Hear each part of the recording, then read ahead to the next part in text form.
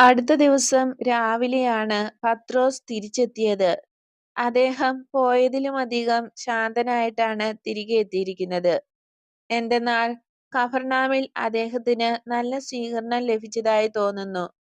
ആ പട്ടണത്തിൽ ഏലിയാസും ജോവാക്കിമും ഉണ്ടായിരുന്നില്ല. ഈ ഗൂഢാലോചനയിൽ അവർക്ക് പങ്കു കാണും. അവർ എപ്പോഴാണ് സ്ഥലം വിട്ടതെന്ന് ഞാൻ അന്വേഷിച്ചു.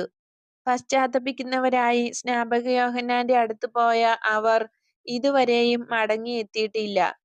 അവർ ഉടനെ എങ്ങും മടങ്ങിവരുമെന്ന് എനിക്ക് തോന്നുന്നില്ല. യോഹന്നാനെ അറസ്റ്റ് ചെയ്തപ്പോൾ അവർ ഉണ്ടായിരുന്നതായി ഞാൻ സൂചിപ്പിച്ചു. യോഹന്നാന്റെ വിവരമറിഞ്ഞ് അവിടെ കുറെ ബഹളം നടന്നു. മുഴുവൻ ലോകത്തിനും ഇതേപ്പറ്റി അറിയാമെന്ന് ഞാൻ ഉറപ്പു പറയുന്നു. ഇത് നമുക്കും ഏറ്റവും നല്ല ഒരായുധമാണ്. സൈമൺ എന്ന പരീശനെയും ഞാൻ കണ്ടു.